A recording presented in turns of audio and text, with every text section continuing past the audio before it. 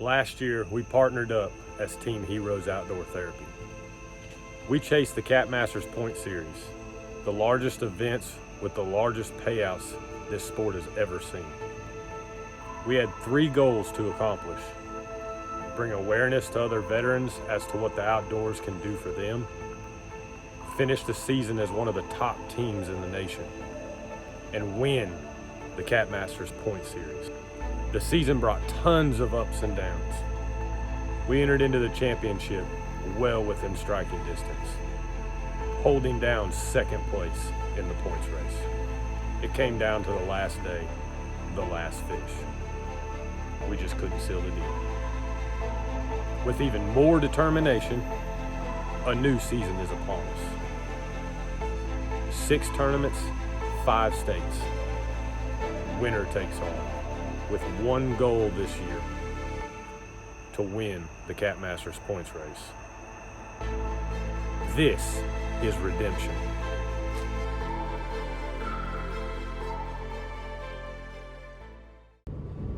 What's up, Bobby? We done got some bait. We gotta get a little bit more. Left Gunnersville, on our way to Wheeler. Bite at Gunnersville shut off.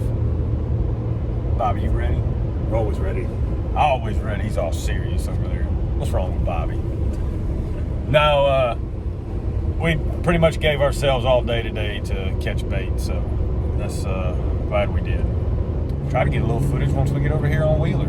Y'all get to see some backwater skipjack fishing. I don't know if y'all ever seen some stuff like this. All right, guys, you wanted to see some back creek skipjack fishing? This is some back creek stuff. Look at, we even got one right now. Look at, here he is. We've caught about 70 of them so far back Oh here. yeah, there it is. Look at some good sized ones too, splashing around. You ain't got to stay at them tail races. Nope. You see, I wonder if they'll be able to see it in the water. Tell me if y'all can see how many of these things are chasing this thing back here. There it is, right down there. It's coming back. Look at all of them. Look at all of them. There, you see them right there. Yep. Oh, I missed Yeah. it. Oh, almost had him. Let's see if we can get. Almost had him. Oh, all the way up to the boat. There is no current in this thing. It's about 3 foot deep. And they're stacked in here. At the front of the creek, it's all little bitty 4 to 6 inches. You get all the way back here about as far as you can go, and they're stacked in here.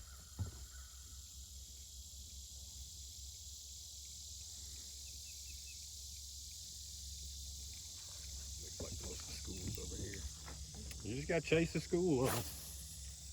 There's a big school of medium to large back here in the back of this thing.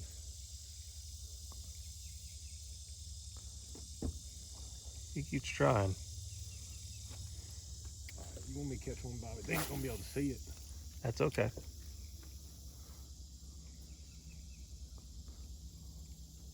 They're swiping at it. There he is. And there you go, he's got it. There it is. They're so thick in here, we've been tripling up every time we get one, but I think we've There it thinned is. them out a little bit. All right. Well, Backwater skipjacking at its finest. I will show you what we got so far up, and this is why he doesn't play basketball, guys. So anyway, all covered up, but that's about it. We'll be back. Well, Bobby will be back. I'll be back. Bobby and Hollywood will be back. The Hollywood and Bobby show. You know I might have put all this in there, right? You I might as know. well end it. All right, guys. So that's how you do some backwater, skipjack fishing. We've been back here for probably maybe an hour and a half, a couple hours now. I've caught about 70 or so. So I'm gonna get off of here. I'm gonna let Bobby keep catching them. He's probably caught like 85 to my 2. So I've been breaking rigs off. So He's been throwing in the trees. Yeah, there you go. So we're working on his awkwardness with the camera. We're gonna break him of it. awkwardness. What are you talking about? Awkwardness. I'm just talking You'll on the see camera. whenever I show you. What do you mean? You'll see. I bet there's some fish down there underneath it. You can see the pyramid way over there. It's see. Oh, that's a cool See bridge, too. see Oh, to the okay. right of it. You see the big green emblem. Yeah. That's the Bass Pro Pyramid right there. That's the lighted bridge over there, huh? Yep. Isn't this one lit up too, though? Yeah, this one's only got lights on the bottom of it. Oh, That okay. one over there actually says stuff. That's pretty cool. Bobby, we making a stop there on the way home? Yes. Daniel ain't never been there, so he gets to see the pyramid. Yes. We got about an hour left till we're to the house. I don't think we're gonna film anymore when we get there. We're gonna get us some sleep bright and early on the river. We'll see y'all there.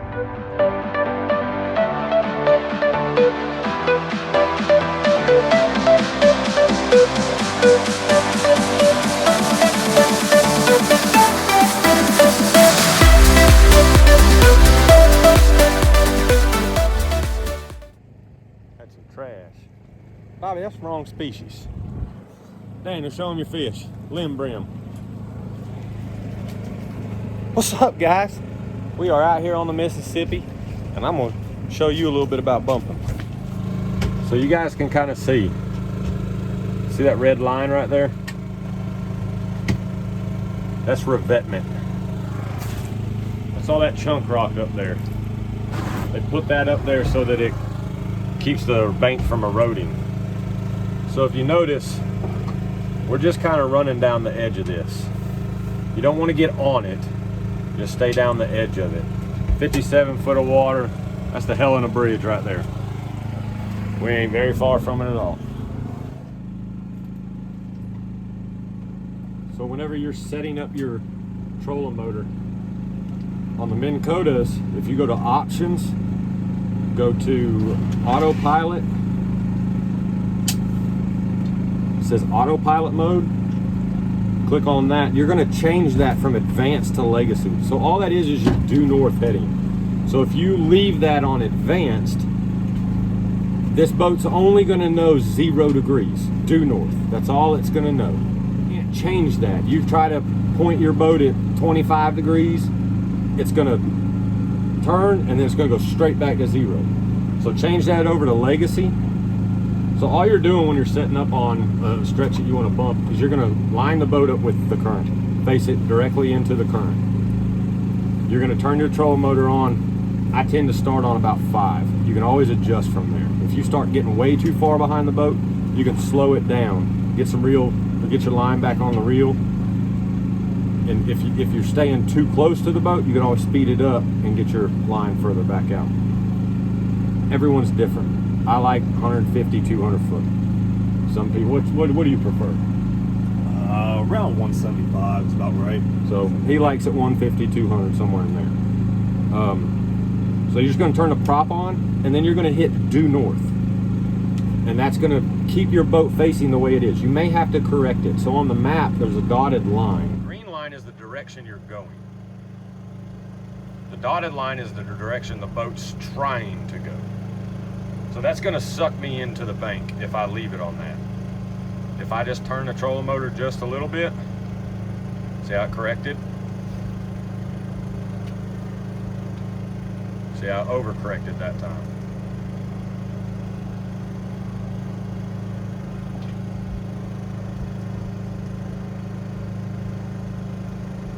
There you go. That's about perfect right there. If you'll just look up at the trolling motor and turn it to the way you want to point it, it makes it really easy. Now all you got to do is control your speed. As you get down through here, if you get too close to the barges, you can correct with it. Just double click to the right. It'll turn, get the nose of the boat going out into the river channel. Don't do it for very long though, because then you're dragging your bait across stuff instead of more of a direct presentation. When you're bumping at an angle, it's more like, going this way. It's not going down. This is the rig we're using. Puma Cold Water 454. New Boss Hog by Meat Hunter. 65-pound braided line.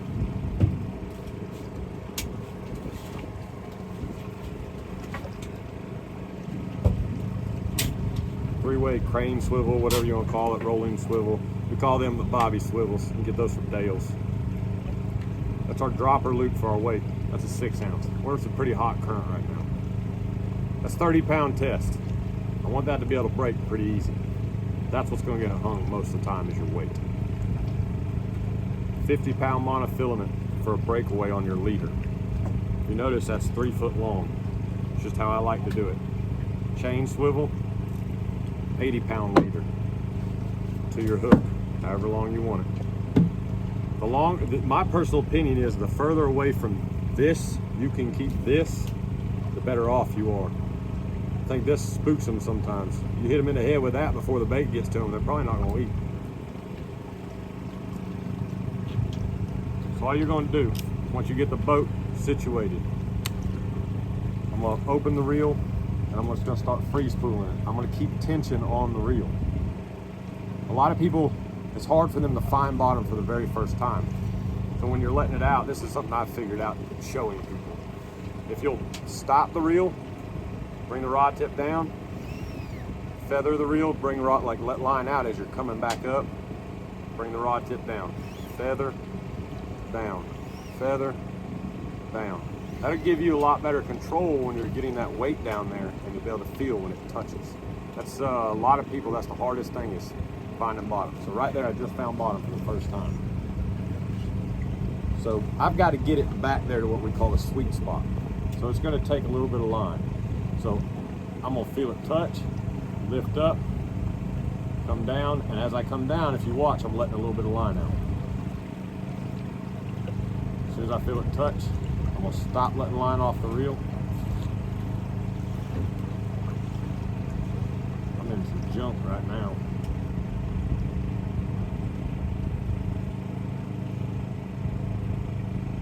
And some junk down here. Did we get on that redundant? No, we got close to it. We didn't get on it. Once you get back there a certain distance, every weight's different. You're going to get to what we call the sweet spot. And that's where you're not letting out a lot of line, you're not bringing line back onto the reel. You're right there at that perfect little area for the current that you're fishing at the time. So see, like I'm kind of stuck in something right now. So I'm going to reel down, some big swoops on it, trying to get the bow out of the line.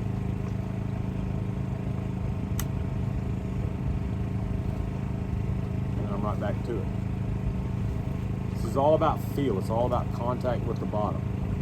So if you notice, it's not a real jerky movement. You see a lot of guys that get out here and they just start ripping on it and everything else like that. The smoother you are, the smoother your bait presentation is. Larry Muse once told me, he said, act like the bottom of that river's lava. As soon as it touches it, rip it back up off there, but present it back to the fish. Hopefully this helps you guys in some way on how to bump for you guys that have never done it. If you guys ever have any questions about it, just send me a message. You can find me on Facebook, find me on Partners in Slime. You see it? Thought I was gonna catch one for y'all. Nope. What are you doing? What's up, guys? Practice day, day one. We just spent the morning with Brother Terry, teaching him and his partner how to bump and how to control the boat. Caught 2 fish, had a bunch of bites, nothing big. 2 upper teens probably. Then Daniel's down here in some new water. Saw 3, right? 3 good fish laying in a row, so we'll try to get one of these. I don't know if you can see it back there. There's a little bit green dot. We're almost to it. We ain't almost to it. We got a ways to go. We just covering the water and trying to see where they are and where they aren't. So I'm gonna set y'all up. I forgot my mount again, so y'all don't get too mad at me. It will be in here tomorrow, I promise you that. We're bumping in 3.1 mile per hour current right now. It's not deep. It's in the mid 40s. We got a 4 ounce on. Trolling motor's on 5. We're moving at a mile an hour. Heading into a bend. What y'all think about that new Boss Hog? It's prototype number 3. I think we got it dialed in. In case y'all don't know, this is the first bumping rod that is made out of fiberglass. This is a all-in-one rod. You can bump with it, you can anchor fish with it, you can do whatever you want.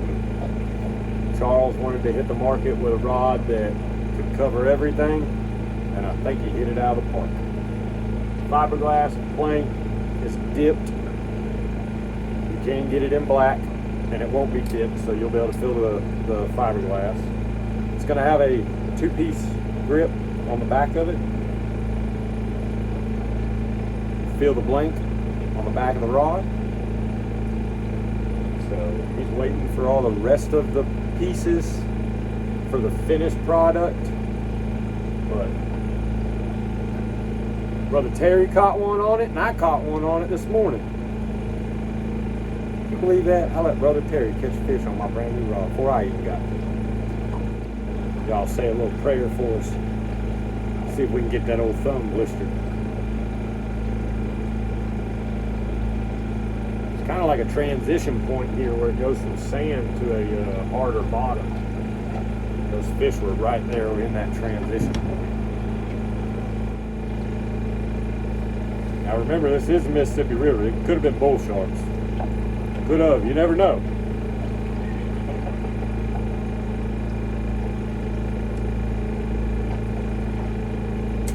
There he is.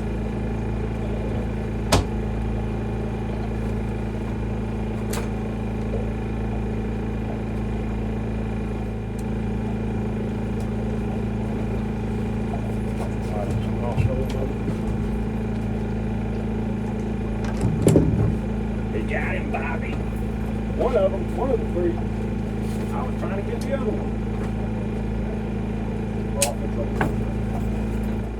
Here you go, guys. Let me get over here real quick. That's first Helena fish, probably about 18 to 20 pounds.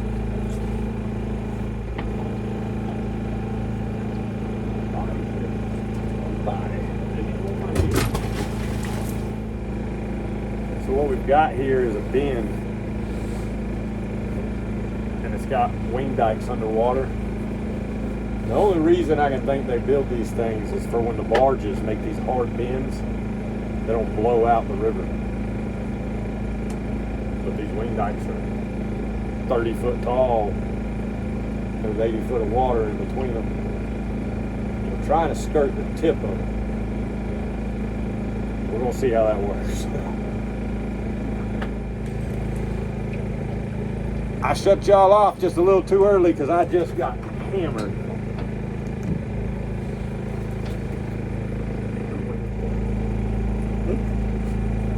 That's a good one, Bob.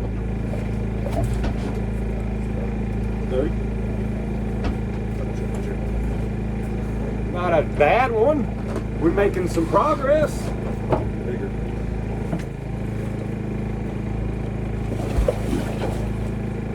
Did he poop on me? So you may be asking, why is he going to use that same headpiece again? I think these fish are territorial. As in, say you find a lone fish, big lone fish, because I don't think them big fish hang out with other fish. Say you find a 70, 80, 90 pound fish. A piece of bait smells like another blue cat right now. He may smell that and think there's another one in the area, and it may actually make him commit to the bait. Oh, Daniel got him one now.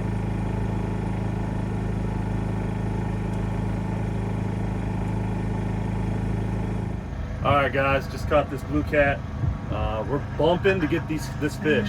So Aaron's laughing behind me. He's trying to take it down. Did y'all see that rod? There's a fish behind us trying to take a rod down. Anyways, we're back bouncing, bumping, however you want to call it, for these fish. Basically, you take a cannonball and put a long leader on a 3-way swivel, and you basically sort of like walking the dog. Lift up, set down, lift up, set down, and that's how you produce fish like this and even bigger. So How deep are we fishing? we're fishing, what, 75 feet, so 75 to 80 foot right yep. now. So let's get a bigger one. Hey guys, it's the end of the day. End of day one, pretty productive, I think. Absolutely. Learned a lot today. It's been a long day. It's been hot, super hot, and we are towing a boat right back there. Never leave a man behind, guys. So, no, it got pretty warm today. We caught fish out of a lot of different scenarios. So, I think they're scattered everywhere. It don't matter what depth you fish, you catch fish. Our biggest fish came out of 80 foot, 70 something? Out of 80 foot. 70, 80 foot of water. So, we're gonna dive into some deep water again tomorrow, and we're going to target wing dikes. We didn't really target wing dikes today. We target some that were underwater, but so tomorrow we'll start the morning off where we took 5th place at last year. Just got done scanning it. There's quite a few decent fish there, so not the numbers of fish that were there last year. So we may bump it once or twice, and then we're going to search for deep water. See what happens. Thanks for watching, guys. We'll see y'all tomorrow. Good morning, Bobby. Morning to day 2. Pre-fishing day 2. You guys seen yesterday, we had a pretty decent day, nothing big, but we got a guest for y'all today. Y'all know who this man is? That's Kevin Keegan, owner of Rock Creek Outdoors. How we doing this morning? And we got old Daniel over here. We just got set up, about to get some lines in the water. We'll turn her on when we get one. Doubled up. This fish is better than you got caught. I think Best net man in the business! I think old Kevin's got a good one on. Mine's probably what, 25 he look like? Might be a dent in the side of your fish's head when my plate hit him, knocked him off. Ready?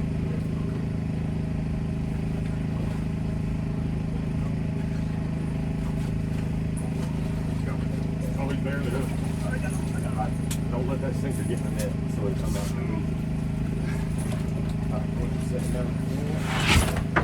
I think y'all take care of that little one. Let me get this thing turned so. How this one works it. Eric's bigger. It might be. I hate to admit That's some morning mayhem for you right there. that. I'm gonna say Aaron's is a It's bigger. Now that's mine over on that side. This Yeah, is Eric's here. this is his. You see them when they flop? Yeah, they flop. Yeah. I've seen that in the boat a lot. Fish number 1, fish number 2. Oh, Kevin's good luck. We're going to have to bring him back out here with us. Yeah. Go ahead and get the release. I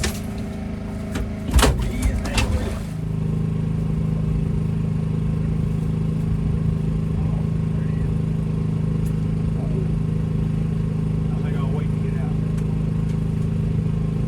Oh man.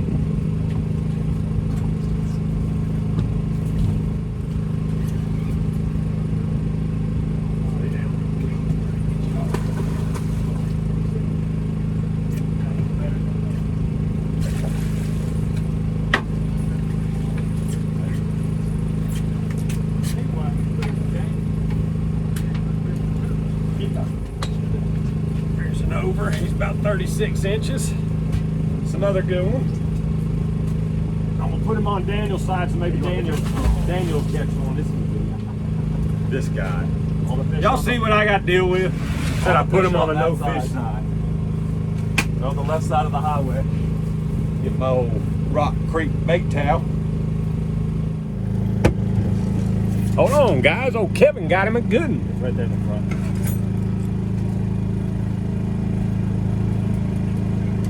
Kevin said you ain't gonna outdo me, Bobby.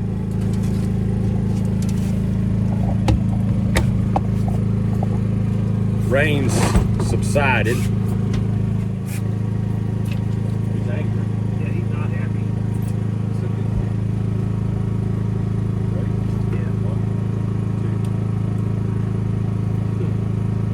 We'll get to 3 eventually, guys. Yeah. 1, 2,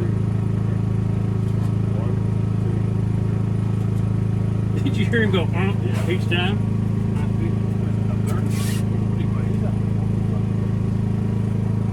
That's a good one. Man, he sure didn't feel good for quite a while. Yeah. He swam straight at the boat. Well, Kevin's got it tied up 2 to 2. I guess I'm gonna have to leave the camera rolling, boys. Good morning, Bobby. Morning, day 3. You ready? Always ready. We got 2 areas that we got for the tournament, so we're trying to find a third right now. We're right up above where we fished yesterday, where Kevin caught that better fish. We're gonna fish some hot current today, fish a little bit deeper water and see what happens. We've seen some big fish back there. Maybe we can get them to eat.